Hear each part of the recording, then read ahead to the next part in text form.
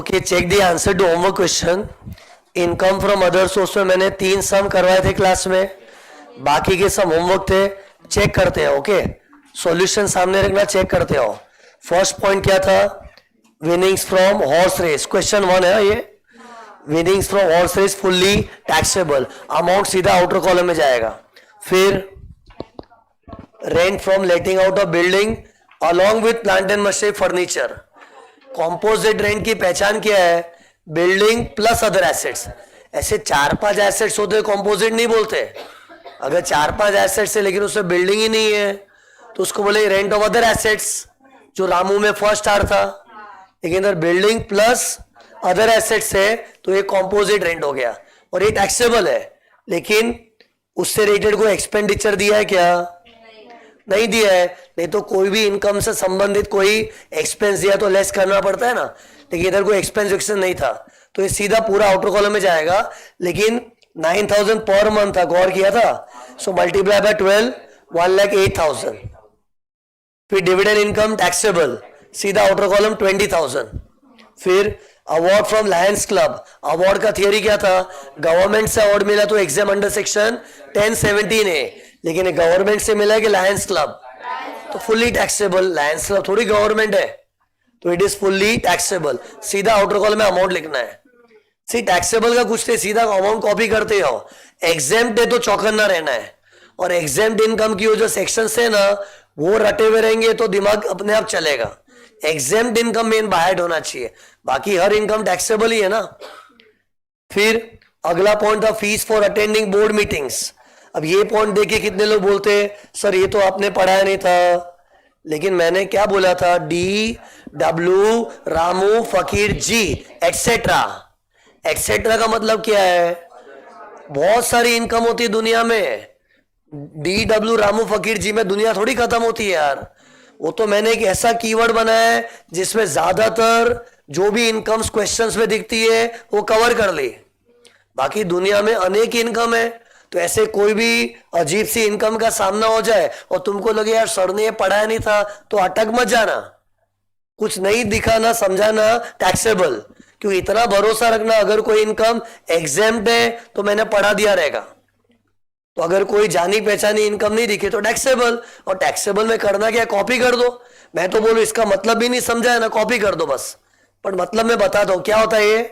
Fees for attending board meetings. Companies में directors लोग होते हैं ना, ये लोग डायरेक्टर्स की मीटिंग अटेंड करते हैं. मीटिंग अटेंड करने का फीस मिलता है. सो मान लो अगर कोई बड़ी कंपनी में मैं डायरेक्टर हूं, तो जब कभी भी बोर्ड मीटिंग होती है ना, तो मैं बोर्ड मीटिंग अटेंड करूंगा तो मीटिंग अटेंड करने का फीस मिलता है. क्योंकि डायरेक्टर मतलब उन लोग का प्रेशियस रोल होता है कंपनी में, और वो अपना कीमती समय कंपनी को देता है मीटिंग्स के लिए, तो उसकी उसको फीस मिलती है. तो वो भी एक तरह की इनकम है. पर ऑब्वियस ये भी इनकम फ्रॉम अदर सोर्स ही होगा ना. What are the 5 heads? Income from salary तो नहीं बोल सकते, इनकम फ्रॉम हाउस प्रॉपर्टी नहीं, बिजनेस नहीं, कैपिटल गेन्स नहीं, तो इनकम फ्रॉम अदर सोर्स है. ठीक है, अपने ज्यादा सुने हुए नहीं है, पर जो भी इनकम ही है ना, और टैक्सेबल एग्जाम का पता है तो टैक्सेबल. तो ये टैक्सेबल था. सीधा आउटर कॉलम में अमाउंट लिखना है 6,000.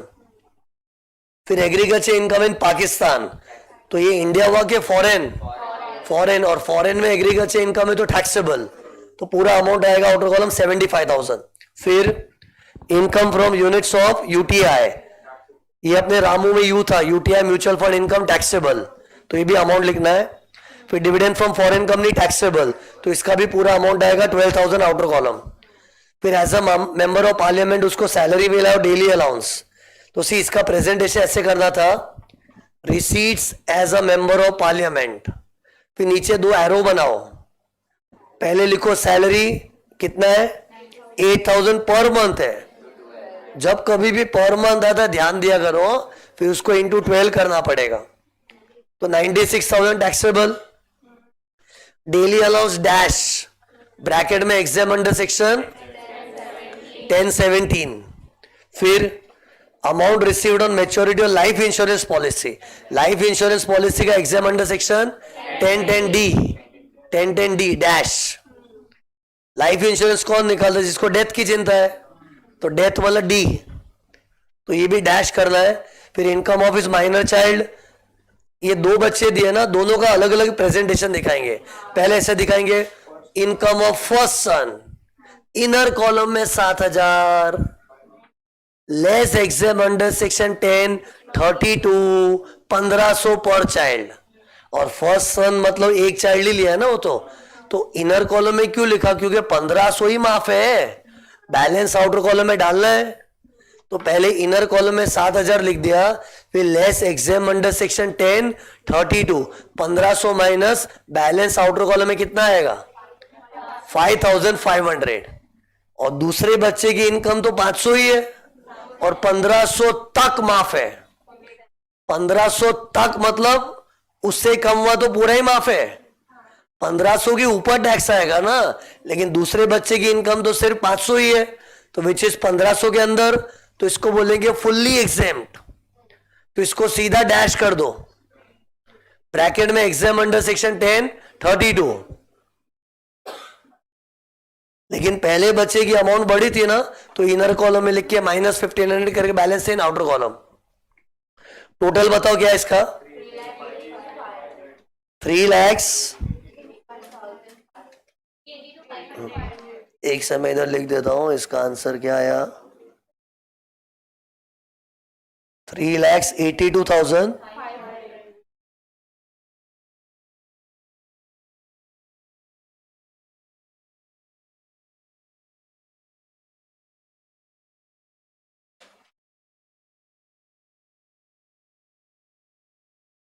फिर क्वेश्चन नंबर 2 अपना हो चुका है ना, क्वेश्चन 3 भी हो चुका है। क्वेश्चन 4 देखो फटाफट जल्दी। क्वेश्चन 4 में स्टार्टिंग में ठीक है नासिर वगैरह वो सब दिया है। पहला पॉइंट देखो सीधा, Nasir is a member of Bandra club, his winnings from card games is 3,000, taxable, fast taxable है, सीधा आउटर कॉलम। फिर डायरेक्टर्स मीटिंग फीस, ये सेम बोर्ड मीटिंग अटेंड करने का फीस टैक्सेबल, सीधा आउटर कॉलम। बैंक इंटरेस्ट, एक सेकंड, कभी भी इंटरेस्ट इनकम आता है दिमाग में जीपीएस घूमना चाहिए, जीपीएस। ये जीपीएस में है नहीं, जीपीएस में क्या था, gold bonds, POSBA, PPF, Sukanya. लेकिन ये gold bonds, POSBA, PPF, Sukanya नहीं है, तो फुल्ली टैक्सेबल, सीधा आउटर कॉलम।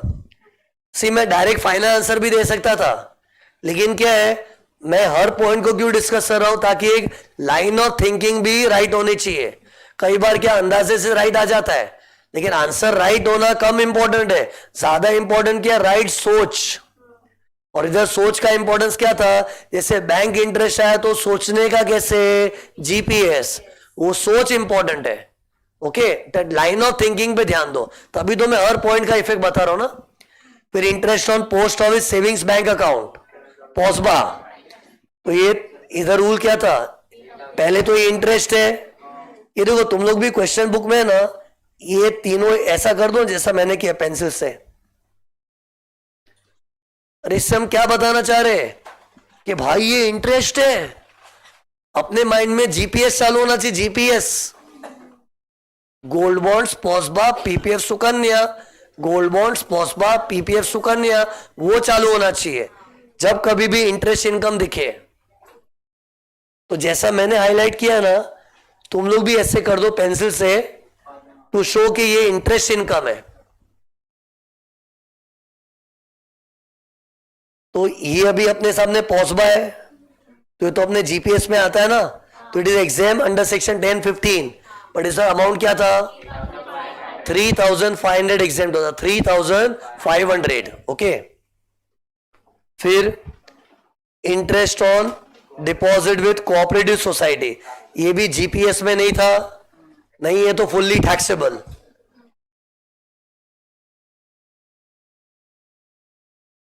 फिर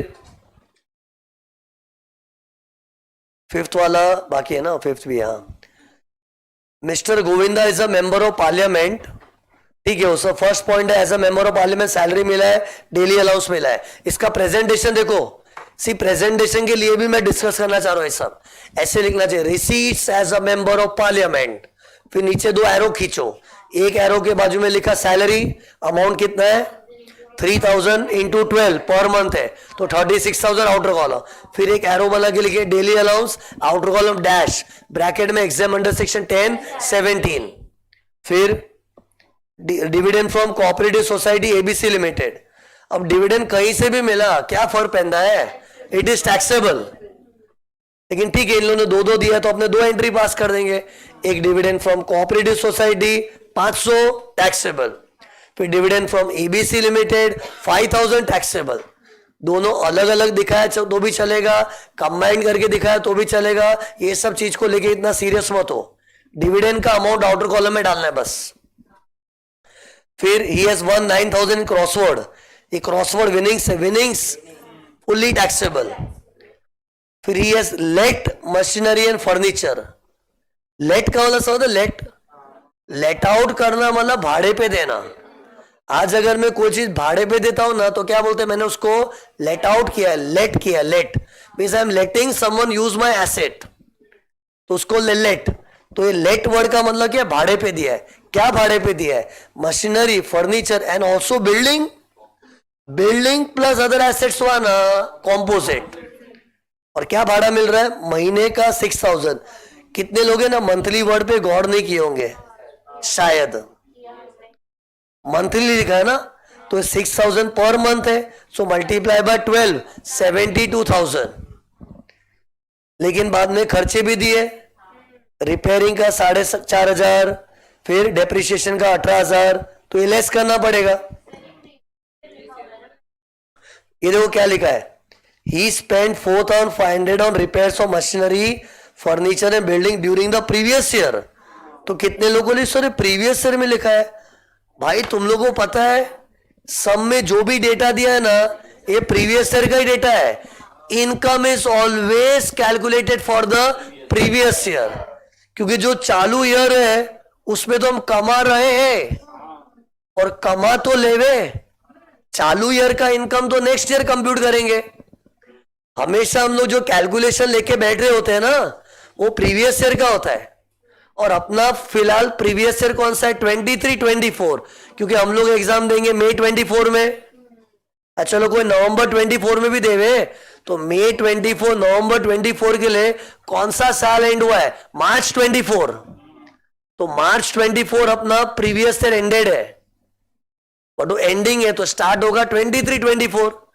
तो सी कभी भी इन लोग क्वेश्चन में प्रीवियस ईयर लिखते हैं ना, ये इनकम टैक्स की स्टाइल है। आए दिन तुमको सेंटेंसेस में प्रीवियस ईयर दिखेगा, अपने आप को कैसे समझाओगे, हाँ वो तो प्रीवियस ईयर ही होगा ना यार, हम लोग जो भी कैलकुलेशन कर रहे हो प्रीवियस ईयर का ही कर रहे हैं ना, तो जो भी आमदनी हो रही है, जो भी खर्चे हो रहे हैं, सब प्रीवियस ईयर का ही डेटा होता है। तो इसमें कोई सोचने जैसा नहीं था कि सर ये ड्यूरिंग द प्रीवियस ईयर है, तो प्रीवियस ईयर का ही है सब। करंट ईयर में तो अभी मैं कमा रहा हूं। जैसे मेरे को इस साल जो बच्चों से फीस वगैरह मिल रही है, इसकी कैलकुलेशन अभी थोड़ी करूंगा यार, शांति से कमाने तो दो पहले यार। मार्च खत्म होने का नेक्स्ट ईयर कैलकुलेशन होता है। सो इन शॉर्ट ये जो है ना, गोविंदा अपने क्वेश्चन में गोविंदा था ना, गोविंदा, तो गोविंदा ने प्रीवियस ईयर में जो कमाया ना उसी का वर्किंग है।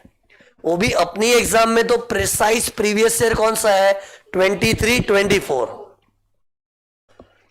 तो इसका प्रेजेंटेशन देखो, पहले composite rent of building plus other assets 6000 into 12 72,000 inner column. फिर बाद में ऐसा लिखना था, लेस डिडक्शन अंडर सेक्शन 57, ढंग से लिखा है ना वो, प्रेजेंटेशन भी चेक करो। फिर उसके नीचे रिपेयर्स 4500, डेप्रिसिएशन 18,000। वो लंबा चौड़ा सेंटेंस नहीं लिखा चलेगा, ऐसा लिख दो, रिपेयर्स 4500, डेप्रिसिएशन 18, जो खत्म 18,000, माइनस करके आउटर कॉलम कितना आया 49,500। फिर क्वेश्चन नंबर 6 देखो फटाफट। सॉरी टोटल बताना रह गया, एक से इसके पहले वाले सम का भी टोटल नहीं बताया मैंने तो शायद, सॉरी नहीं सॉरी। क्वेश्चन 4 का टोटल बताना रह गया, क्या था टोटल, छोटा सम था तो क्या उसका टोटल तो लिखूंगा ना, ताकि जो बच्चा वीडियो से देख रहा है उसको टोटल वेरीफाई करने को चाहिए ना।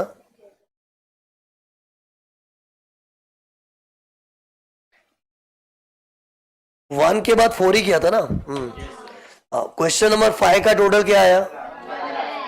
1 लाख। सब लोगों को सेम आ रहा है ना? मैं तुम लोग के भरोसे लेकर रहा हूं इधर।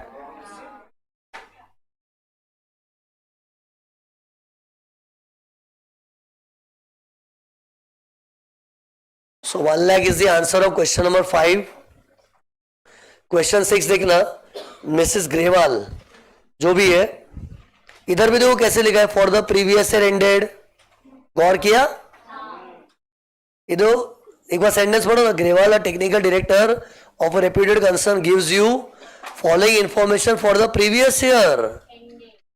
तो हमेशा हम लोग प्रीवियस ईयर का ही कैलकुलेशन करते हैं, और इन लोग ने ये जो मार्च 31, 24 लिखा है ऐसे कैजुअल है कि यही आएगा, यही आएगा। अपनी एग्जाम में ईयर एंडिंग 31 मार्च 24 ही होगा, क्योंकि हम लोग मई 24 में पास हो रहे हैं। दे रहे हैं तो ठीक है, पास भी हो रहे हैं। सो फर्स्ट पॉइंट देखना, एक काम करो, मैं जो करता हूं तुम लोग करो ना, circle interest, circle interest, circle interest. ये जो तीनों इंटरेस्ट है ना, सर्कल कर देना, क्योंकि इंटरेस्ट का पॉइंट जब आता है ना क्वेश्चन में, दिखने में नया पॉइंट लिखता है, लेकिन इंटरेस्ट ही है ना यार। क्यों? इंटरेस्ट कमाने के 1000 सोर्सेस है, बट इंटरेस्ट ही है ना, तो देख के जीपीएस चालू हो जाना चाहिए। तो पहला क्या था? Interest on company deposit, GPS में नहीं है तो टैक्सेबल, 1500 आउटर कॉलम। फिर पॉस्बा वाला था, ये तो जीपीएस में आता है, तो इनर कॉलम में लिखेंगे क्योंकि इधर 3500 तक ही माफ है, तो इनर कॉलम में 4250 लेस एग्जाम अंडर सेक्शन 1015 कितना? 3500। आउटर कॉलम में आएगा 750। Family pension after the death of mister Grewal. Mister Grewal ji army में नौकरी करते थे कि नॉर्मल एम्प्लॉय है? नॉर्मल एम्प्लॉय, तो इधर वो फुल्ली एग्जाम नहीं होगा 1019 वाला, इधर नॉर्मल है तो स्टैंडर्ड डिडक्शन मिलेगा 1/3 या 15,000 विच एवर इज लोअर। तो पहले तो इनर कॉलम में दिखाएंगे कितना? 2500 भी महीने का है, पर मंथ वगैरह देखते होगे तुम लोग? हाँ, तो इंटू 12 कितना आया? 30,000। फिर लेस वर्डिंग्स में इंटरेस्ट है मेरे को, डिडक्शन अंडर सेक्शन 57, 1/3 ऑफ 30,000 यानी कि 10,000, और 15,000 विच इज लोअर, और जो लोअर है उसको डब्बे में डाल के सिलेक्ट किया 10,000, सो माइनस 10,000, आउटर कॉलम 20,000।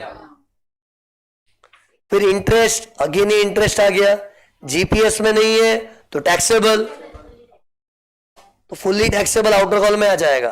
फिर units of mutual fund, mutual fund की इनकम रामू फकीर में थी ना, लेकिन ये एग्जाम नहीं, it is taxable, outer column. फिर एक शॉप परचेस किया है 65 lakhs में, और उसका स्टैम्प ड्यूटी वैल्यू 70 lakhs है, तो ये क्या था? Purchase eight low price.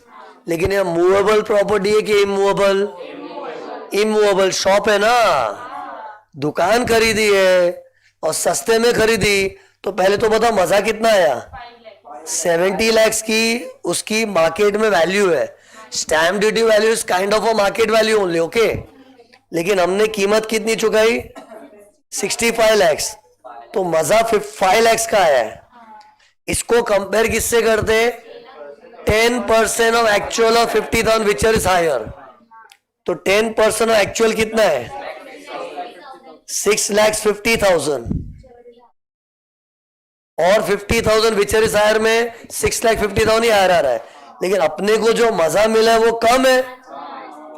सो अगर अमाउंट ऑफ मजा ही चौट है तो छोटा मोटा मजा फुल्ली एग्जाम, क्योंकि सिर्फ बड़ी बड़ी प्रॉपर्टियां खरीदते तो थोड़ा बहुत तो बार्गेनिंग करवा के कम करवा ही लेते, तो थोड़ा बहुत डिफरेंस होना स्वाभाविक है।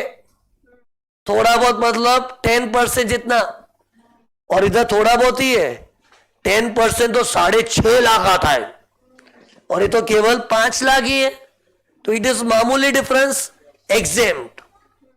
तो अमाउंट कॉलम में अमाउंट के डैश डैश प्रेजेंटेशन कैसे करना है उसकी मैंने तुमको पूरी ट्रेनिंग देके भेजा था पिछले लेक्चर में। पिछले लेक्चर में सम उस तरह से चुने थे कि तुम लोग को प्रेजेंटेशन में कोई दिक्कत नहीं आनी चाहिए होमवर्क करते टाइम। वो सब थॉटफुली प्लान किया था मैंने। फिर बस हो गया। टोटल क्या आया? 25,250, 25,250, 25,250। फिर क्वेश्चन नंबर 7 जल्दी। राजकुमार ये वाला सम देखो, income from units of UTI, ये अपने रामू का यू था, टैक्सेबल। फिर ये तीनों को सर्कल करो करो करो करो, जल्दी करो। ये इसको भी सर्कल कर दो। अरे करो, ये सब क्या अभी फ्रेश है ना, इसकी वैल्यू नहीं समझेगी। अभी तो लगता है हाँ सब आता है आता है आता है, भूल जाते हैं ना, तभी ये सब मार्किंग काम आती है कि हाँ यार ये सब तो इंटरेस्ट ही है। अरे मैंने नोटिस किया है 100 टाइप के इंटरेस्ट आते हैं, लेकिन हर जगह स्टूडेंट सोचते हैं अलग अलग लगता है। अरे हजारों इंटरेस्ट आने दो, अपने दिमाग में थिंकिंग या जीपीएस हुआ तो एग्जाम बस। तो सी ये इंटरेस्ट ऑन डिबेंचर्स है, जीपीएस में नहीं है ना, टैक्सेबल। फिर दूसरा वाला interest on deposit with bank है, जीपीएस में नहीं है ना, टैक्सेबल। फिर एक और इंटरेस्ट है हिंदुस्तान लीवर, जो भी है जीपीएस में नहीं है ना, टैक्सेबल। देखा, सोच, लाइन ऑफ थिंकिंग इंपॉर्टेंट है। फिर receive from LIC on maturity. See life insurance का मैच्योरिटी में मिले कि डेथ में मिले, fully exempt under section 1010 D था ना, डी फॉर डेथ। डेथ की चिंता होती तो लाइफ इंश्योरेंस निकालते, तो इसको डैश करना था। सी बहुत बार अपने माइंड में सही चल रहा होता है, लेकिन फिर भी गलती से अमाउंट लिख दिया होता है। सिली मिस्टेक से बच के रहने का, एग्जाम दे तो चेक करो ये डैश किया कि नहीं। फिर इंटरेस्ट, ये इंटरेस्ट है तो जीपीएस में ढूंढूंगा, तो देखो deposit certificate under gold monetisation scheme, ये एक तरह का गोल्ड बॉन्ड्स ही है। सी गोल्ड बॉन्ड्स है ना, सुनो, भारत में गोल्ड बॉन्ड्स वाली स्कीम 2 बार आई है, एक सन 1999 और एक 2015 में। इन 2 इयर्स में ना एक्चुअल लाइफ में ना गोल्ड बॉन्ड्स वाला स्कीम आया था मार्केट में, और इस स्कीम में मैंने बताया था क्या होता है, अपने को पैसों के बदले गोल्ड इन्वेस्ट करना है, और अपना गोल्ड सही सलामत अपने को रिडेम्पशन के टाइम मिल जाएगा। और जब तक अपना गोल्ड गवर्नमेंट को दिया हुआ है, अपने को साल टू साल इंटरेस्ट मिलेगा, वो टैक्स से भी माफ है। तो ऐसी वाली स्कीम भारत में 2 बार आई है, 1999 और 2015। तो ये 2015 वाला है। सी इधर तुम लोग से मैं एक्सपेक्ट नहीं कर सकता था, बट अभी मैं नॉलेज दे रहा हूं ना कि गोल्ड बॉन्ड्स का लिटरली मतलब नहीं कि गोल्ड बॉन्ड्स वैसा ही लिखा हुआ चाहिए, या तो ऐसा दिया 99 का स्कीम 2015 ऐसी कोई स्कीम दी ना, मतलब गोल्ड बॉन्ड्स ही है। क्योंकि सन 1999 और 2015 में एक स्कीम आई थी, उस स्कीम में लोग ऐसे ही बोलते थे गोल्ड बॉन्ड्स लिया, gold bonds gold bonds. So gold bonds is a generic term, general, generic मतलब जनरल टर्म है। एक्चुअली इन लोग ने ये नाम दिया था deposit certificate under gold monetisation scheme. Monetisation क्यों बोलते हैं? क्योंकि ये देख, मैंने अपना गोल्ड दे दिया, एक तरह से मोनेटाइज हो गया। गोल्ड दे के भी बैठे बैठे ब्याज मिल रहा है। घर पड़े गोल्ड मेरे को थोड़ी ना ब्याज देता, घर पड़ा गोल्ड मेरे को थोड़ी ब्याज देता, लेकिन वो गोल्ड मैंने गवर्नमेंट के साथ इन्वेस्ट क्या कर दिया, मेरा गोल्ड मोनेटाइज हो गया, पैसे कमाने लगा उससे। इसलिए इसको स्कीम को बोलते gold monetisation scheme. In short तुम लोग याद रखो ना, कभी भी 1999 और 2015 बोल के कोई गोल्ड का स्कीम दिया ना, तो ये अपना वो जीपीएस का जी ही है, and it is fully exempt. तो इसको डैश करना है अंडर सेक्शन 1015। इनकेस अगर रॉन्ग किया है तो इसको रेक्टिफाई कर दो। ओके, हो सकता है शायद किसी ने रॉन्ग किया हो और किसी ने राइट किया हो, इधर मिक्स्ड आंसर में एक्सपेक्ट कर रहा हूं, पर जो भी अभी समझ लो ये एग्जाम्प्ट है। सी डायरेक्टली ये सब मैं क्लास में सॉल्व करूं ना, तुम लोग की इंप्रूवमेंट नहीं आएगी तुम्हारे में, और दूसरा टाइम अलग वेस्ट होता है क्लास में। लेकिन खुद तुम लोग सॉल्व करोगे तो क्या अपने को कॉन्फिडेंस भी आता है, और रॉन्ग हुआ तो सीखने मिलता है, और फटफट भी तो होता है ना क्लास में। अभी सॉल्व करने का टाइम बच रहा है अपना। फिर तो ये एग्जाम था, गोल्ड बॉन्ड्स डैश करना है 10-15, फिर गिफ्ट ऑफ 30,000 ईच। ये ईच वीच पे ध्यान जाता है कि नहीं अपना, each from X and Y, तो 30 और 30 60,000, ये मनी वाला गिफ्ट है, एग्रीगेट करना पड़ता है 50,000 के ऊपर, fully taxable, fully taxable. Amount column में पूरा 60,000 आएगा, 60। टोटल क्या है,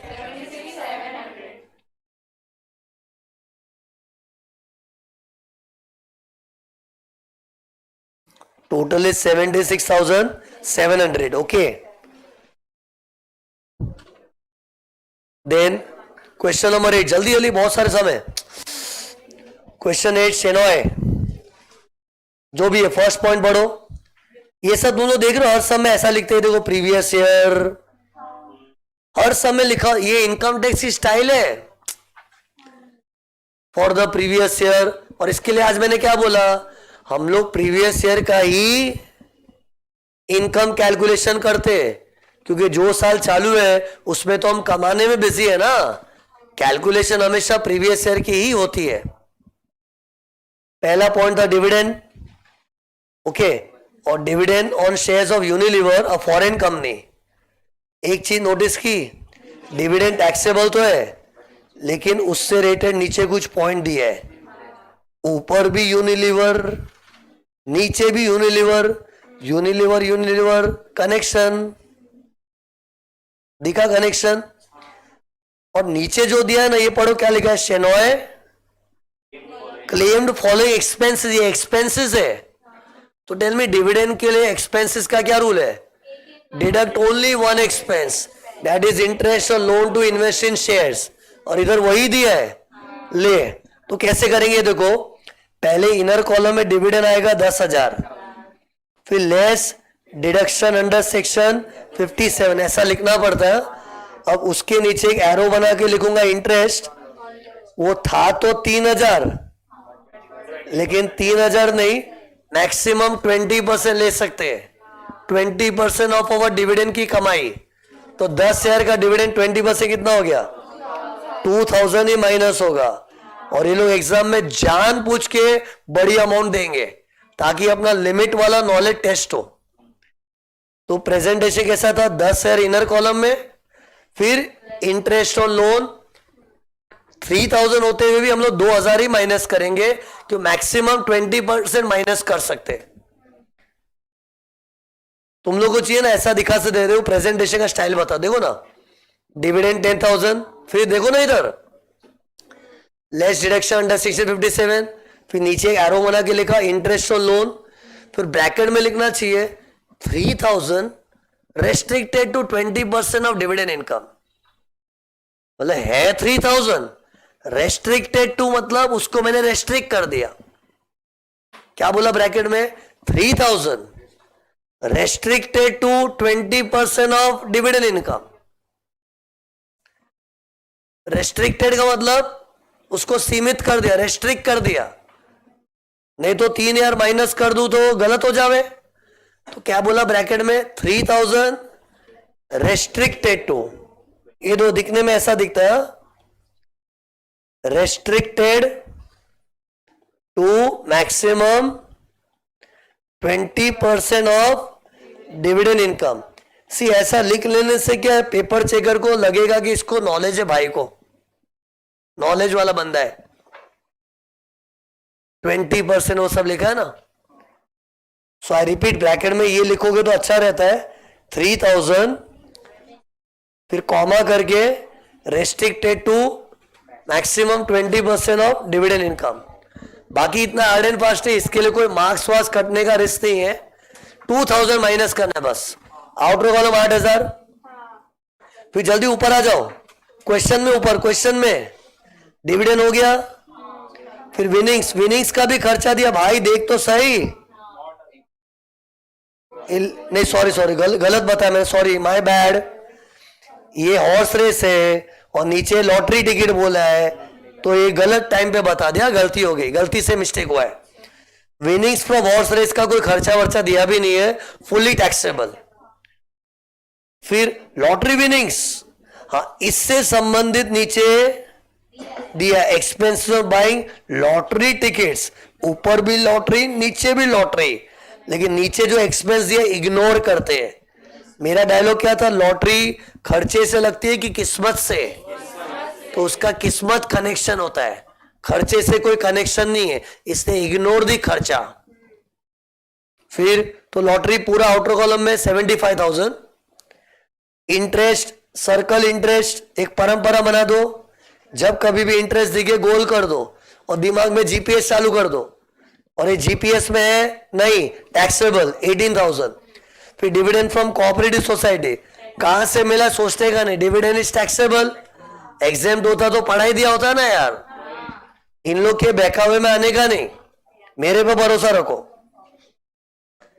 फिर टोटल बताओ क्या आया, 1,12,000।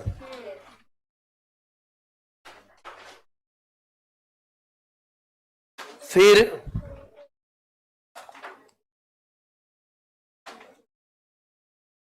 क्वेश्चन 9, ये बड़ा सम है, ये सम का मकसद था to cover maximum points in one question. Exam के दिन सुनो टाइम कम हो ना, तो ये सम कर लिया, और मैंने जो क्लास में फर्स्ट 2 सम करवाए थे मार्क कर दो ना, टाइम कम होता है कहां करने का टाइम मिलता है। मैंने फर्स्ट 2 सम करवाए थे ना, फर्स्ट 2 मैंने एक्चुअली पहला कौन सा करा था, क्वेश्चन नंबर 2 था शायद, क्वेश्चन 2, फिर 11 था, 2, 11, 9, ये 3 को इंपॉर्टेंट मार्क कर दो। 9 क्योंकि इसमें बहुत सारे पॉइंट है ना, और 11 क्योंकि गिफ्ट का अच्छा सम था वो। सेकेंड एक बेसिक सम है, एक बेसिक सम तो देखेंगे ना यार, जबकि सम में कोई दम नहीं है, एक बेसिक, एक बार चलो सेकेंड नहीं देखा तो भी चलेगा। 9 एंड 11 इज मस्ट, मार्क कर दो। सी ये सब है ना, सुनो ये प्लानिंग अभी करनी पड़ती है, ये खाली टैक्स में नहीं, सुन इग्नोर करे लोग मेरे को, चाहे अकाउंट्स हो कॉस्टिंग हो, हर एक में ना ये पहले से प्लानिंग करनी चाहिए कि एग्जाम में अगर क्राइसिस है, कम टाइम है, तो क्या करके काम चल जाता है। और चाहिए तो कभी कभी खुद के सम बना दिया करो, 3-4 सम में लग रहा है ना अलग अलग पॉइंट है, तो उसको कंबाइन करके एक सम बना दो, या फिर कुछ नहीं तो एक आध सम मार्क कर लिया, फिर दूसरे सम्स में कोई एक आध पॉइंट उसके नोट्स बना दो। मतलब अपने को काम कट शॉर्ट करने का रास्ता ढूंढना है बस। जैसे इसमें तो मैंने बता दिया ना, वैसे हर सब्जेक्ट में अपने को प्लानिंग करनी है।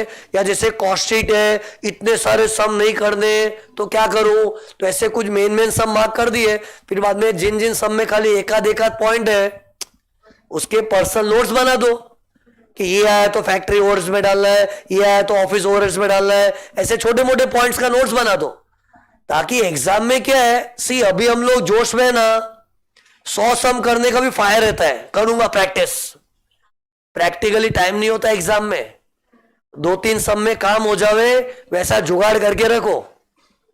तो 2-3 सम किया, फिर बाद में एक्स्ट्रा नोट्स बना के रख दो, ये सब एक्टिविटी अभी करनी पड़ती है। यस तो इस चैप्टर में तो क्वेश्चन 9 और 11 कर दिया तो भी चल जाएगा, 9-11 भी सफिशिएंट है। 2 भी जाने दो, एक और भी टाइम कम कर सकते, 2 में ऐसा कोई अनोखा सोना चांदी थोड़ी था। हाँ 9 में क्या ज्यादा पॉइंट्स आ रहे तो सब कवरेज हो जाता है। चलिए फास्ट 9th, पहले काम करो, पॉइंट नंबर 1 में इंटरेस्ट है ना, गोला करो, गोला बनाओ, गोला सर्कल इंटरेस्ट। इंटरेस्ट को देखते ही, अच्छा ये तो सब इंटरेस्ट कर दो, इकट्ठे कर दो, जितने भी इंटरेस्ट एक साथ कर दो सर्कल। ये पहला वाला इंटरेस्ट है, फिर नीचे भी 10, 11, 12, 13,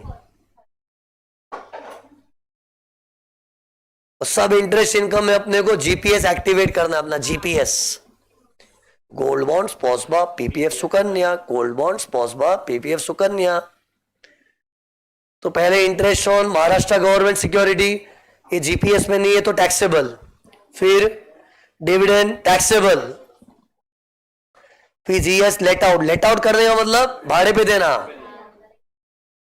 क्या भाड़े पे दिया देखो, मशीनरी, फर्नीचर, बस। बिल्डिंग है क्या तो इसको कॉम्पोजिट मत कहो, रेंट ऑफ अदर एसेट्स, खैर कुछ फर्क नहीं पड़ता, कोई इसको कॉम्पोजिट माने कि अदर एसेट माने, ट्रीटमेंट तो वही है ना यार। लेकिन मेरे नोट्स में जो तुमको कंपोजिट करके बोला गया ना, वो बिल्डिंग प्लस अदर है। और सिर्फ बिल्डिंग का क्या अलग चैप्टर है ना, इनकम फ्रॉम हाउस प्रॉपर्टी। मैंने बताया था पहले लेक्चर में, जब कभी भी 4 दीवार छतों का भाड़ा मिलता है वो इनकम फ्रॉम हाउस प्रॉपर्टी में जाता है। लेकिन कभी कभार बिल्डिंग के अंदर मशीन फर्नीचर सब घुसे हुए रहते हैं और सबका कंबाइंड रेंट चार्ज किया है, तो बिल्डिंग का अस्तित्व मिट जाता है, वो मिक्स्ड एसेट हो जाता है, तब इनकम फ्रॉम अदर सोर्स। बताया ये सब याद है कि नहीं? तुम लोगों को मेरे साथ बिताया वो वक्त याद रहता है कि नहीं? फर्स्ट लेक्चर तो खैर ये कंपोजिट नहीं अदर एसेट्स है। तो टेल मी अमाउंट कितना था? अब कितने लोग ने देखा ही नहीं होगा, मेरे को मालूम है, पक्की बात है, मंथली देखा ही नहीं होगा कोई। वेरी गुड, देखा है तो, नहीं देखा है तो देखने का। So 2000 into 12 24,000। फिर he spend 6,500 on repairs during the previous year. During the previous year बोला है तो क्या बोलना चाहिए? सारे ट्रांजेक्शन प्रीवियस ईयर में तो हुए, और प्रीवियस ईयर का ही तो लेके सब कैलकुलेशन कर रहे हैं। फिर डेप्रिसिएशन दिया 18,000, लेकिन इसका देखो प्रेजेंटेशन देखना, पहले रेंट ऑफ अदर एसेट लिख दो या फिर मशीन फर्नीचर जो भी लिखना लिख दो। 2000 इंटू 12 24 है inner column, less deduction under section 57, और उसमें पहले रिपेयर्स आएगा 6,500, फिर आएगा डेप्रिसिएशन 18,000। आंसर आ रहा है नेगेटिव में, कितना? 5। रहने दो, रहने दो, वो दूसरी इनकमों में एडजस्ट हो जाएगा। इसको बोलते हैं सेट ऑफ। टैक्सेशन की भाषा में क्या बोलते हैं इसको? सेट ऑफ हो जाएगा, सेट ऑफ। ऐसे सुनो, सेट ऑफ करने की भी कुछ नियम है, नहीं सुन रहे लोग? क्या बोला लास्ट सेंटेंस? सेट ऑफ करने के भी कुछ नियम है, और उस नियम के बारे में भी एक चैप्टर अलग से होने वाला है बाद में। 14 से चैप्टर है, लेकिन वो अलग से होगा कि सेट ऑफ के क्या नियम है। लेकिन इधर वो कोई बड़ा नियम काम नहीं आ रहा है, ठीक है, नेगेटिव आ रहा है तो उसको दूसरी इनकम में सेट ऑफ। सेट ऑफ मतलब समझ, एडजस्ट कर सकते हैं, मतलब टोटलिंग कर दे रहे हैं, सब ऐड हो रहा है ना, तो ये माइनस कर देंगे। लेकिन आण दो, माइनस से तो क्या आण दो। आज हम कमाते हैं तो कभी कभी कमाने के चक्कर में खर्चे ज्यादा होते हैं। जैसे मुझे हो सकता है कि नहीं, तुम लोग से फीस मिली जितनी भी, लेकिन मेरे खर्चे ज्यादा हो गए तो बिजनेस में लॉस होता है ना। तो वैसे this is loss from other sources. Language देगा, लॉस फ्रॉम अदर सोर्सेस। अरे अपना फाइनल टोटल भी नेगेटिव आ सकता है, तो क्या बोलेंगे? Loss from other sources. नहीं तो अंत में हम लोग क्या लिखते हैं? टैक्सेबल इफॉस। लेकिन लास्ट आंसर ही नेगेटिव आया तो लॉस फ्रॉम अदर सोर्सेस। ऐसा यूजुअली नहीं आएगा, लेकिन ये सम में मैंने ये सम मैंने खुद बनाया है, ताकि एक सम के अंदर क्या तरह तरह की वेराइटीज कवर कर दो। तो ये जानबूझ के मैंने अमाउंट ऐसे लिया ना कि नेगेटिव आ जाए, ताकि बच्चे को क्या अजीब ना लगे, एक्सेप्ट करो होता है ऐसा। तो उसको नेगेटिव अमाउंट की तरह लिखना आउटर कॉलम में। फिर टेल मी, एक से इधर बताओ, ध्यान से सुन के बताना। माइनर चाइल्ड की इनकम 1200 है, प्लीज बोल। माइनर चाइल्ड की इनकम 1200 है, तो कितने लोग वाले ये भी बोलते हैं हाँ सर फिर 1200 में से 1500 माइनस करके नेगेटिव ले लो ना। एक स्टूडेंट को ये भी डाउट आया था, स्टूडेंट ने, क्योंकि मैंने ये पॉइंट बताया था ना, फिर एक दिन ऐसा कोई अवसर पड़ा, क्लास में स्टूडेंट ने बोला सर वो माइनर चाइल्ड की इनकम 1200 है, लेकिन आपने बोला 1500 तो एग्जेम्प्ट है, तो 1500 माइनस करके नेगेटिव आने दो ना। आपने बोला नेगेटिव चलता है, नेगेटिव एक्सपेंसेस के कारण चलता है। सी एग्जेम्पशन है ना ये, तो 1500 क्या है माइनर चाइल्ड में? वो 1500 क्या था? एग्जेम्पशन। और वो उसका मतलब सुनो क्या है, 1500 तक माफ है। तक मतलब उससे कम हुआ तो पूरा ही माफ। वो थोड़ी ना मेरा कोई एक्सपेंडिचर है। सी मैंने एक दिन बताया था एग्जेम्पशन और डिडक्शन में फर्क है। डिडक्शन वर्ड का भी यूज करते हैं जब हमारे खर्चे होते हैं, तो खर्चों में हो सकता है मैंने कमाया 2 रुपया, खर्च ज्यादा कर दिया, तो खर्च ज्यादा हो तो नेगेटिविटी आ सकती है। धंधे में देख लो, मेरे धंधे में बच्चों से अगर फीस कम मिली, खर्चे ज्यादा हो गए, तो लॉस होता ही है ना। बट वो एक्सपेंडिचर के कारण लॉस आ सकता है। लेकिन ये माइनर चाइल्ड हो गया, और जैसे पॉस्मा में 3,500 तक माफ है, वो तो इनकम को माफ किया एक लिमिट तक, और इनकम अगर माफ करनी है तो चलो पूरी माफ कर देंगे, उसमें तो माफ करने के बाद भी नेगेटिव आ गया, वो एग्जेम्पशन है।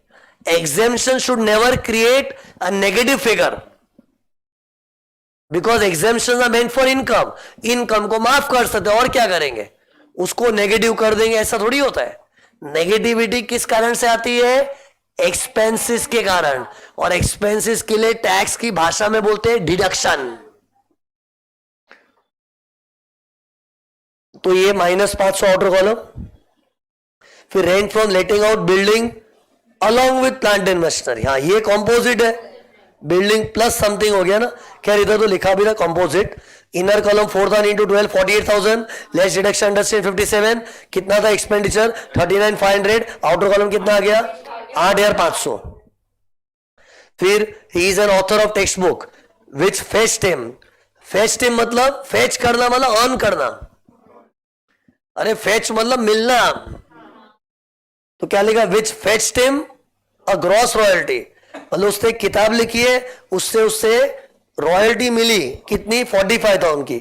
और इन लोग कह रहे हैं ग्रॉस से, मतलब खर्चा काटे भी कर रहे हैं, और खर्चों के बारे में आगे डिटेल दिया है, लिखा ना ही claims following deductions.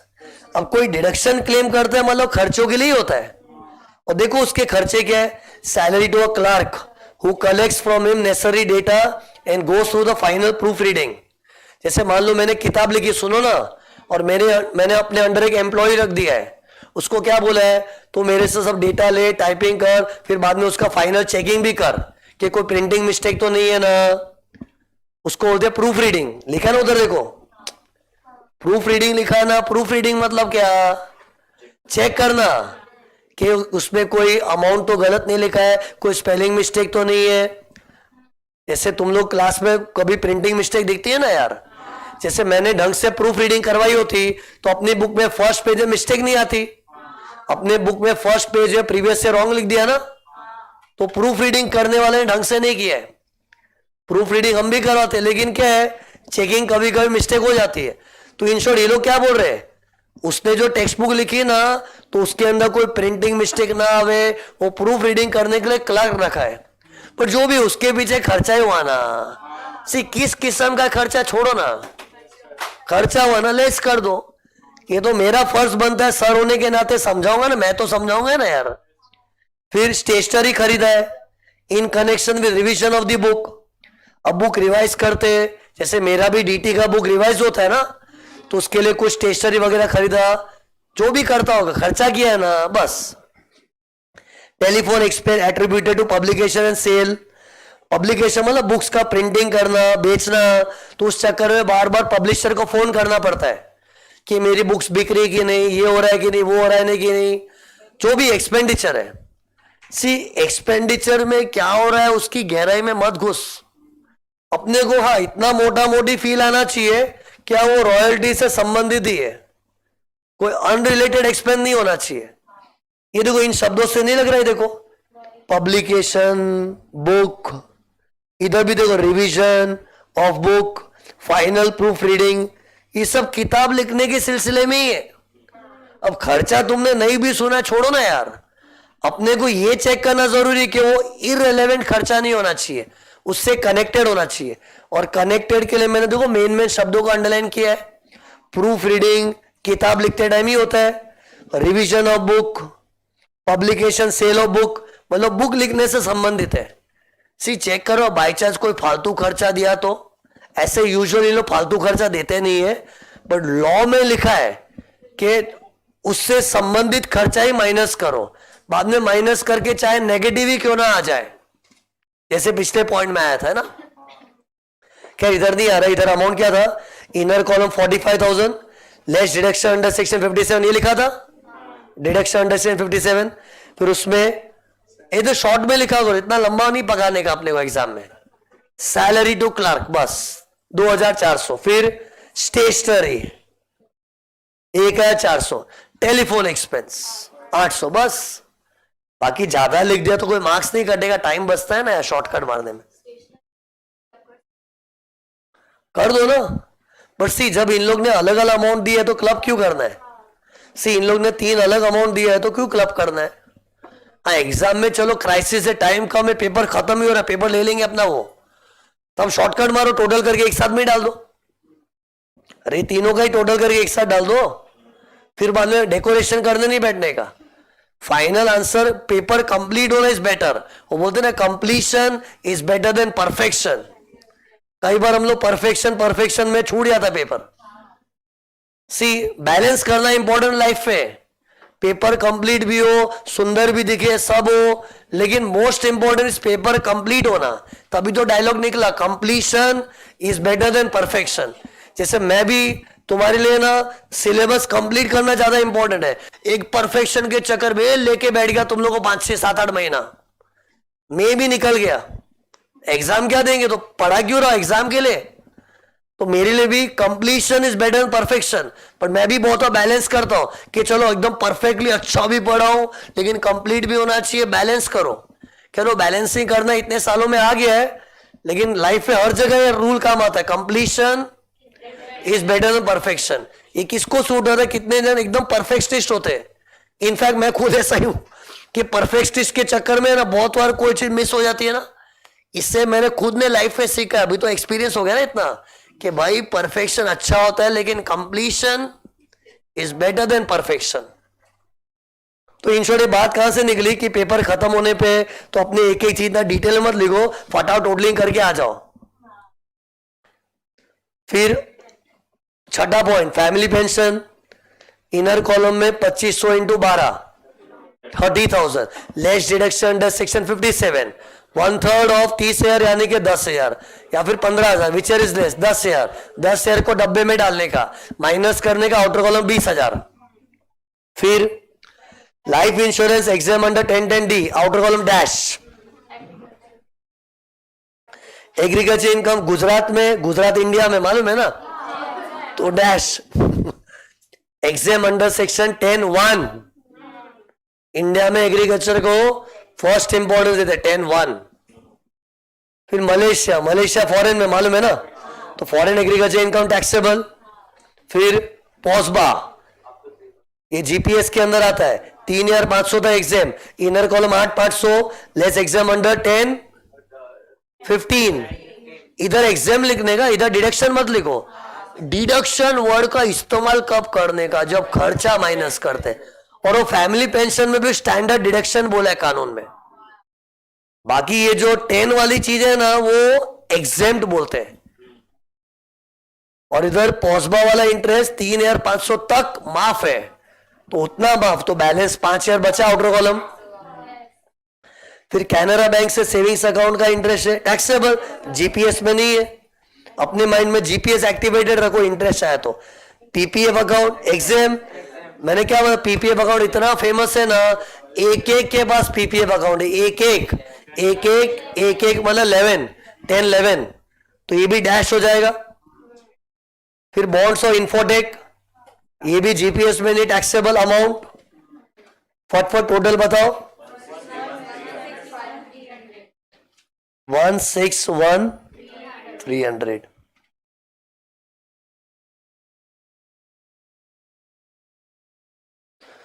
Actually question 10 जो बाकी है ना, वो भी एक थोड़ा अच्छा है, सम ऐसे टफ नहीं है, लेकिन क्या पता कितने लोगों ने कोई चीज रियलाइज की हो कि ना हो। अगर तुम लोग को मेरे साथ बिताया हुआ वक्त याद है, गए लेक्चर वाला, तो याद रहेगा। क्वेश्चन नंबर 10,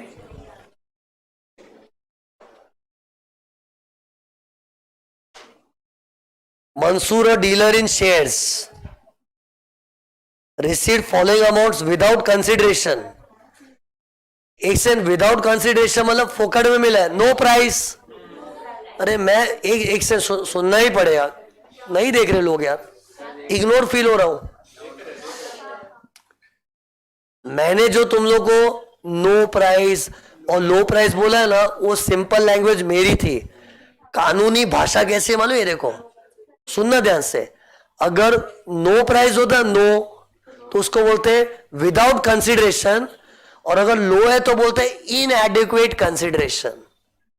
ये वर्ड से वाकिफ रहो। इनएडिक्वेट कंसिडरेशन। सी मैं तुमको कैसे हर टाइम सिखाया था कि अगर इमूवेबल प्रॉपर्टी लो प्राइस सस्ते में खरीदी, सस्ते में, तो मैं तो एकदम अलग अलग वर्ड से फीलिंग देना चाह रहा था ना। लेकिन कानून में इन लोगों ने क्या लिखा है? इनएडिक्वेट कंसिडरेशन। ये देखो दिखने में ऐसा दिखता है वर्ड इनएडिक्वेट। इनएडिक्वेट मतलब प्रॉपर नहीं है वो। कंसिडरेशन, कंसिडरेशन मतलब प्राइस। आज हम कुछ खरीद बेच करते तो उसका प्राइस होता है, उसको क्या होता है? Consideration. So इनएडिक्वेट consideration is another term for low price. और नो प्राइस होता है तो क्या बोलते हैं? Without consideration. तो इधर देखो वैसा ही वर्ड लिखा है, विदाउट कंसिडरेशन मतलब फ्री में मिला है, नो प्राइस वाला है। क्या क्या मिला देखो तो सही। एक तो प्लॉट मिला है। टेल मी, प्लॉट में मुझे दूसरे सब पॉइंट्स में चेक करके एग्रीगेट करना चाहिए कि पर प्रॉपर्टी? सुना, बहुत कीमती सेंटेंस था। प्लॉट वाले पॉइंट को देख के मुझे आगे वाले पॉइंट्स में ढूंढ के एग्रीगेट करना चाहिए क्या? नहीं, क्योंकि पर प्रॉपर्टी। नहीं तो पता है कभी भी मनी का गिफ्ट आता है ना, तो उस पॉइंट में दिया है तो अगले पॉइंट्स पे भी चेक करो। सब में कई बार 10-10 पॉइंट होते हैं, तो शायद 10वें पॉइंट में आ गया, तो चाहे पहले पॉइंट में आवे कि 10वें में आवे, एग्रीगेट तो करना ही पड़ता है ना। लेकिन एग्रीगेशन का मच कहां पर है? Money, movable property, no price और लो प्राइस। लेकिन ये तो प्लॉट ऑफ लैंड है, इमूवेबल, ये तो वैसे भी पर प्रॉपर्टी, और ये फ्री में मिला है। मेरे को कैसे मालूम फ्री में मिला है? Without consideration. और स्टैम्प ड्यूटी वैल्यू 50,000 से ज्यादा है, 8 लाख, फुल्ली टैक्सेबल। अरे 8 लाख का जमीन फोकट में मिल गया। किससे मिला वो भी देख, दोस्त। हाँ, इसलिए टैक्सेबल है। नहीं तो रिलेटिव से मिलता तो एग्जेम।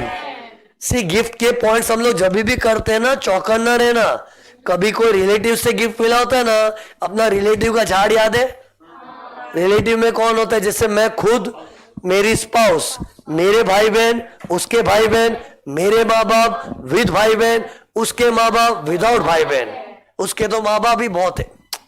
फिर मेरे लीनियर डिसेंडेंट, उसके लीनियर डिसेंडेंट, हमारे लीनियर डिसेंडेंट, और सब लोग इस झाड़ में विद स्पाउस बैठे हैं।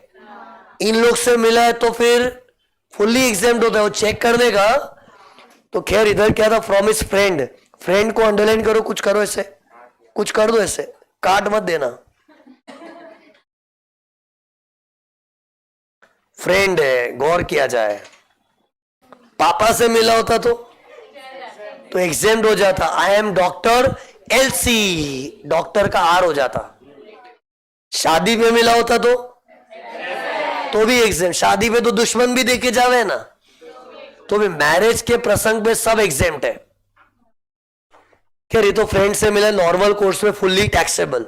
फिर cash gift, anniversary from his friend. See anniversary मतलब मैरिज वैरिज तो नहीं है ना, तो टैक्सेबल। फ्रेंड लिखा मतलब कोई रिलेटिव तो नहीं है ना, मतलब टैक्सेबल। बट अकेला सोचूं कि एग्रीगेट करूं, एग्रीगेट, तो उसके लिए मुझे आने वाले पॉइंट्स में ढूंढना है। और कोई मनी है, एक बार फॉर्मेलिटी का ढूंढ लो। खैर होमवर्क करने वाले देखे होंगे, तो आगे और कोई मनी नहीं है, तो ये इकलौता मनी गिफ्ट है। और ये खुद भी तो 50,000 से कम थोड़ी, ज्यादा ही है, फुल्ली टैक्सेबल। फिर बुलियन। बुलियन क्या होता है? गोल्ड और सिल्वर जो रॉ फॉर्म में होता है, रॉ, उसको बुलियन बोलते हैं। मैंने पढ़ाया था गोल्ड और सिल्वर कभी भी रॉ फॉर्म में होता है, रॉ, उसको बोलते हैं बुलियन। रॉ मतलब बिस्किट के फॉर्म में होता है, ईट के फॉर्म में, बार के फॉर्म में होता है, वो बुलियन होता है। और बुलियन मतलब जस्वी का जे। जब कभी भी मूवेबल प्रॉपर्टी आती है ना, वो जस्वी वाली चीज ही टैक्सेबल है। नॉन जस्वी आइटम्स आर एग्जेम्प्ट।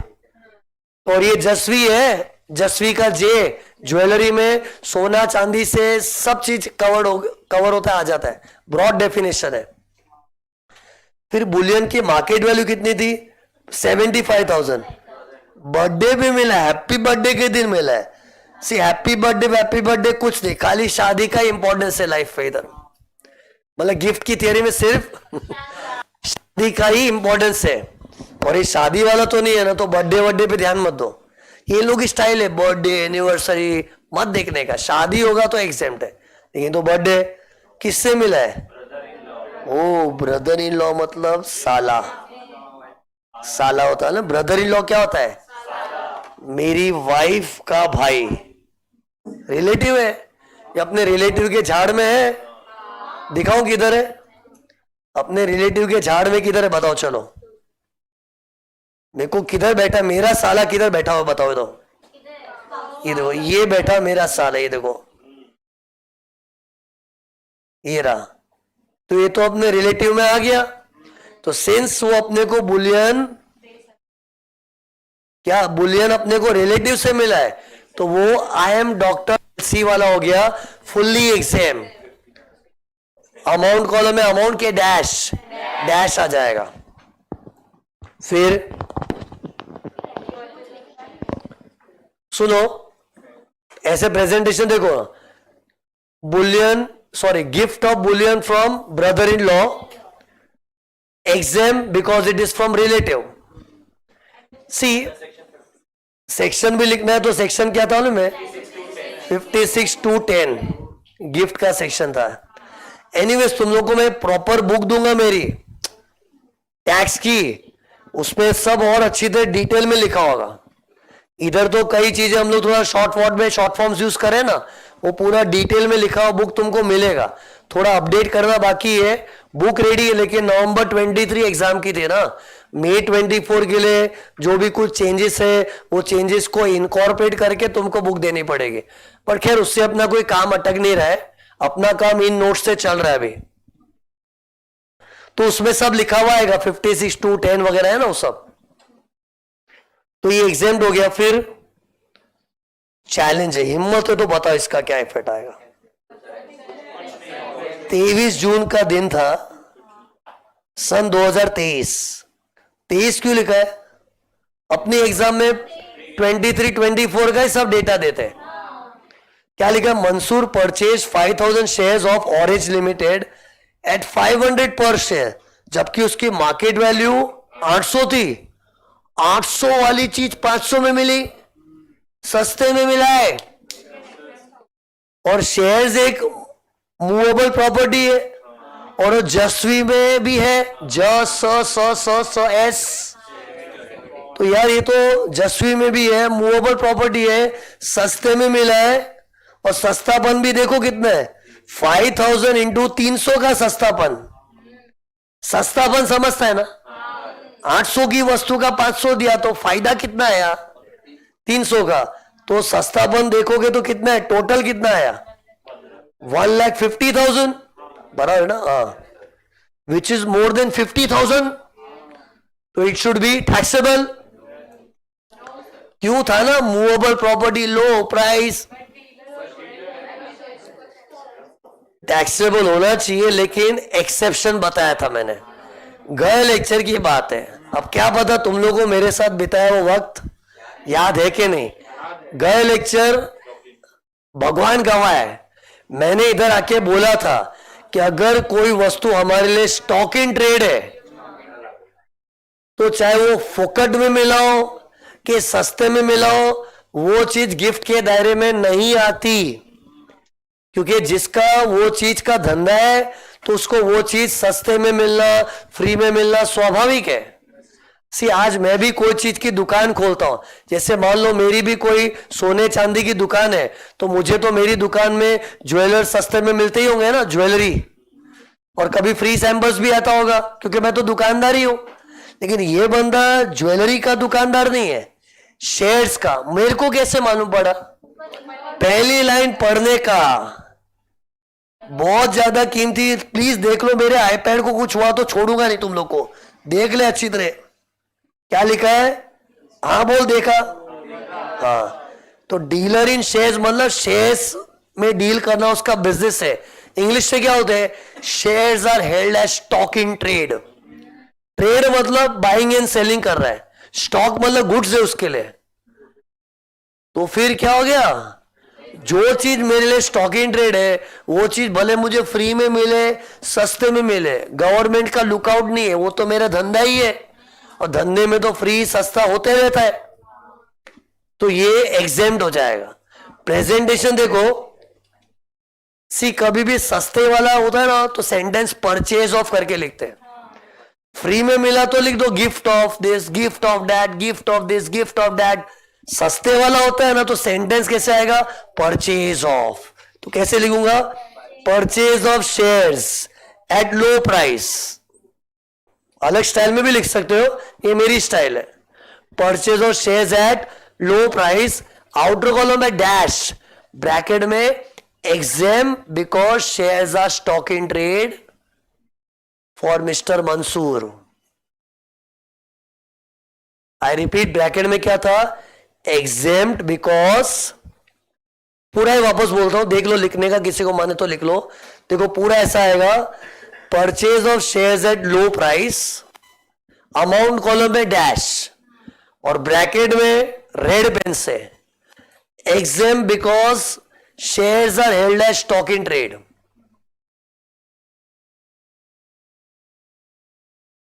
क्या लिखा, exempt because shares are held as stock in trade. ये देखो stock in trade, exam exam. हाँ, सबका सेक्शन 56(2)(10), सबका मालिक एक 56(2)(10। ये देखो तुमको बताओ एक चीज, एक से ना, अरे वाइफ, ओहो माय गॉड, तुम लोग ये बिजनेस सोच के बैठे हो। बिजनेस क्यों, तुम लोग वो सोच रहे हो गिफ्ट फ्रॉम कस्टमर। अरे भाई अपने को कस्टमर से थोड़ी मिला है, शेयर्स मैंने खरीदा है कहीं से। ओ तुम लोग ये सोच के कमाल किए, वाह सत्यानाश कर दिया आज तो यार। तुम लोग ये सोचे हो ना, मेरे को मालूम है, मेरे को समझ गया, तुम लोग का लफड़ा समझ गया मेरे को, अभी पकड़े गए। देखो तुम लोग ने ऐसा सोचा ना, gift from customer, income from business में डालने का। ये कस्टमर से मिला है मेरे को। गिफ्ट फ्रॉम कस्टमर तो क्या होता है, कस्टमर को अच्छी सर्विस दो, वो खुशी से कुछ घड़ी वगैरह कुछ दे देता है, सोना चांदी देता है। ये क्या था, ठीक है, बाई चांस कोई और सोचा होगा उल्टा तो बता दो। इधर क्या था, अपने को गिफ्ट फ्रॉम कस्टमर नहीं था, ये था income from other source he. Means इधर अपने को शेयर्स खरीदे थे लेकिन सस्ते में पड़े, बट ठीक है ना, क्योंकि आज मैं बिजनेस करता हूं तो मुझे कुछ सस्ते में मिला तो नॉर्मल है, बट उसका मतलब नहीं कि इसका इफेक्ट भी इनकम फ्रॉम बिजनेस में आएगा। ये है income from other source. Business में कब आता है, जब कस्टमर ही साक्षात मुझे कुछ दे के जावे। See income from business is an income from my customers. जैसे मेरे लिए कस्टमर स्टूडेंट्स है, स्टूडेंट से कुछ मिला तो, बाकी ये तो क्या अपने को कस्टमर से थोड़ी मिला है। अरे मैंने खुद, मैं शेयर का डीलर, फील करो मैं शेयर का डीलर हूं, मैंने कोई शेयर्स किसी से खरीदे होंगे और मेरा क्या रोज खरीदना चलते रहता है अपने कॉन्टैक्ट से मस्त।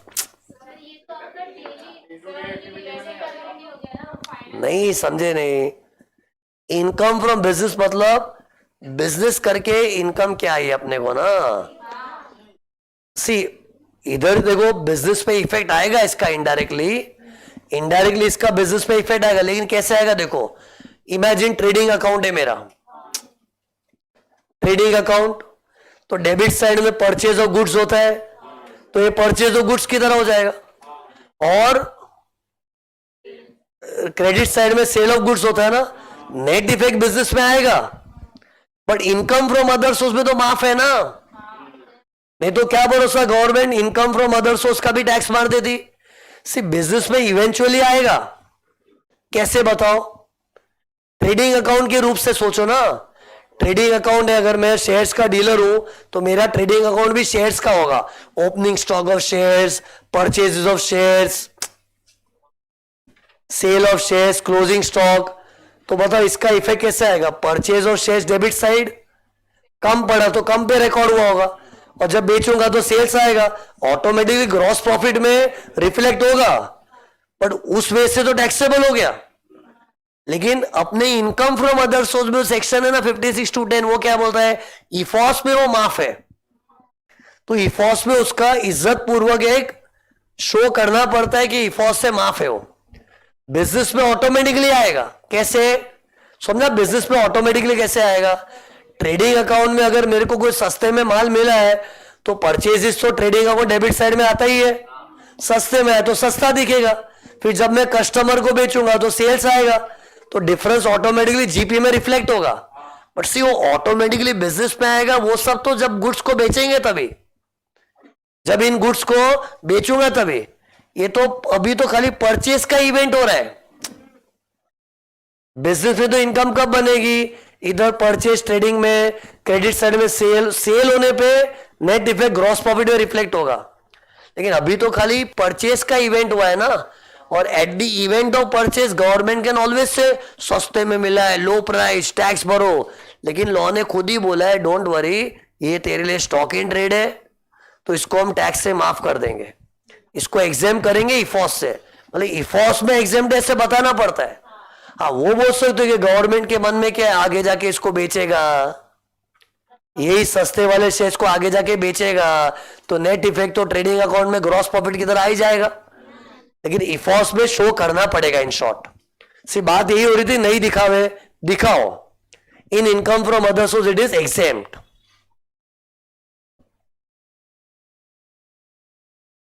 किधर गया मेरा वो बुक?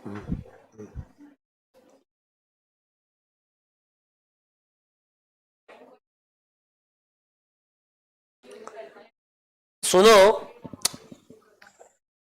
किसी को डाउट है, लेकिन सब जब हम लोग सब कैलकुलेशन करते सब 5 हेड्स का, सी इसका इफेक्ट बिजनेस इनकम में असल में कब आएगा? जब इन शेयरों को बेचेगा कोई तो बेचने का बोलेंगे ना, तब आएगा। और जब तुमको इनकम फ्रॉम बिजनेस पढ़ा होगा ना, वो एक अलग ही स्टाइल में सब होता है। वो चैप्टर पढ़े बिना ज्यादा इमेजिनेशन मत खोलो, वो एक अलग ही दुनिया का चैप्टर है। पढ़ा जितना तुम्हारा अकाउंटिंग नॉलेज उससे मैं बता सकता हूं कि ये purchase trading account debit side में आ गया, सस्ता तो सस्ता सही, फ्यूचर में जाके इसको बेचेंगे तो क्रेडिट साइड में सेल्स की तरह दिखेगा, तो इधर परचेज इधर सेल, ग्रॉस प्रॉफिट की तरह रिफ्लेक्ट होगा। But all that will be reflected when you sell in future.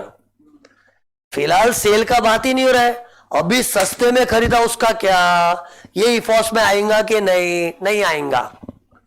ऐसा नहीं आएगा मतलब एग्जाम में लिख के भी तो बताना पड़ता है ना कि इट इज एग्जाम, और 56(2)(10) ही लिखना पड़ता है, क्योंकि कानून में भी 56(2)(10) के अंदर ही लिखा हुआ है। एक्चुअली तो वाईफाई मेरा चालू नहीं है ना अभी, नहीं तो तुमको बता दो, देखो कानून कैसा दिखता है, वो एक बार दिखाता ना तो। एक से ना,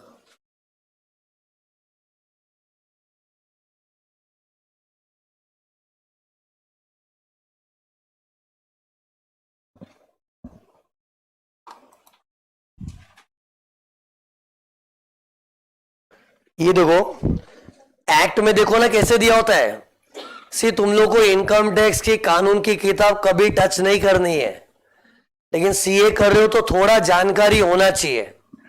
ये देखो मैं तुमको जो इनकम फ्रॉम अदर सोर्स पढ़ा रहा हूं ना, वो पूरा चैप्टर ही इन लोगों ने सेक्शन 56 और 57 भी उसके साथ। 57 डिडक्शन, वो 5 पॉइंट। तो ये देखो कानून में कैसे है, देखो क्या लिखा हुआ, इनकम टैक्स एक्ट 1961 दिख रहा है लिखा हुआ। अब तुम लोगों को देखो थोड़ी मेरी वैल्यू होगी। ये देखो इस तरह से कानून दिया हुआ है, देखो ये देखो ऐसे दिया होता है। ये देखो रिलेटिव का डेफिनेशन दिख रहा है कैसा है, अपना रिलेटिव का जो झाड़ था ना,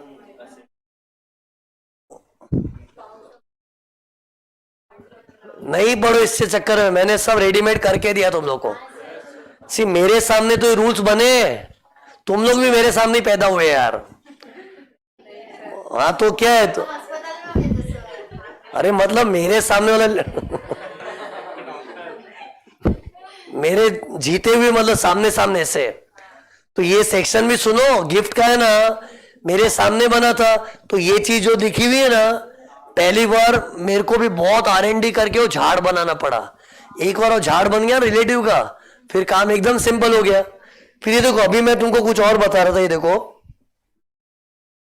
56 to 10,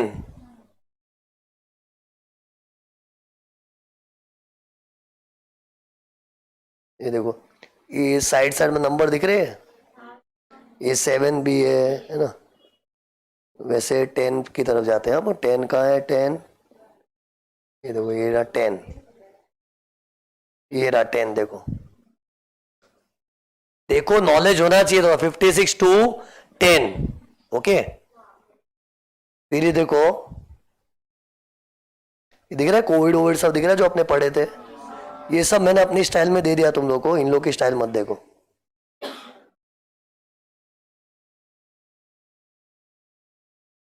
एक सेकंड, मैं तुमको ये बता रहा था अभी।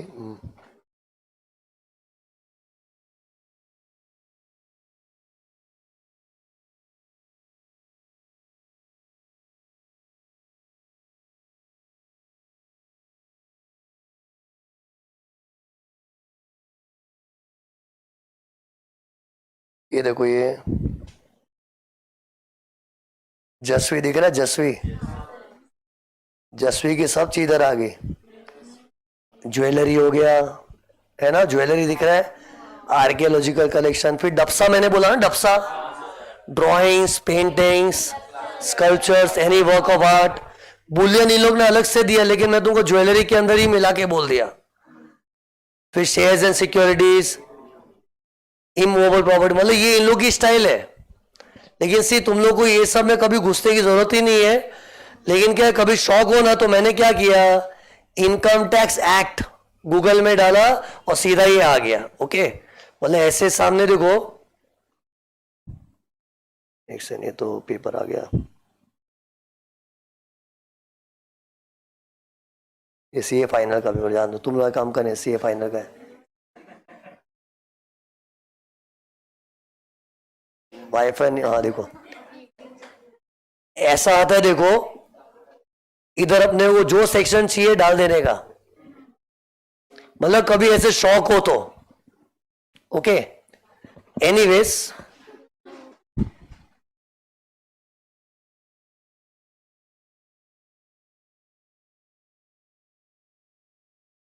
तो इसका फाइनल आंसर बताओ फिर क्या है, इसका फाइनल आंसर क्या है, 8,80,000।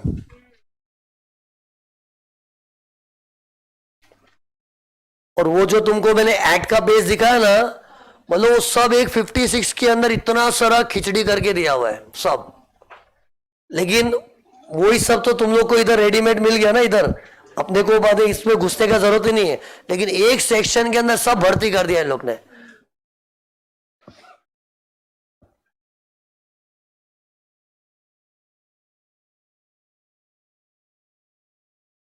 सो finally we complete the chapter of income. Wait, एक पॉइंट बचा है, सॉरी। पॉस्बा था ना, POSBA, post service savings bank account का इंटरेस्ट 3,500 तो एग्जेम्प्ट होता है। लेकिन अगर उसमें जॉइंट अकाउंट होता है ना, जॉइंट अकाउंट, तो 7,000 का एग्जेम्पशन है। अगर ऐसा बोला जॉइंट अकाउंट है, जॉइंट मतलब दो जनों का जॉइंट अकाउंट है, और पर इंसान 3,500 है ना, तो जॉइंट अकाउंट में दो इंसान है, तो 2 से मल्टीप्लाई करो 3,500 को, तो 7,000 का एग्जेम्पशन है। तो ये याद रखना अगर जॉइंट अकाउंट होगा तो। एनीवेज, तुम लोग को मैंने बोला जो प्रॉपर टैक्स की बुक मिलेगी उसमें सब लिखा हुआ है। तो ये अपना इनकम फ्रॉम अदर सोर्स का चैप्टर खत्म।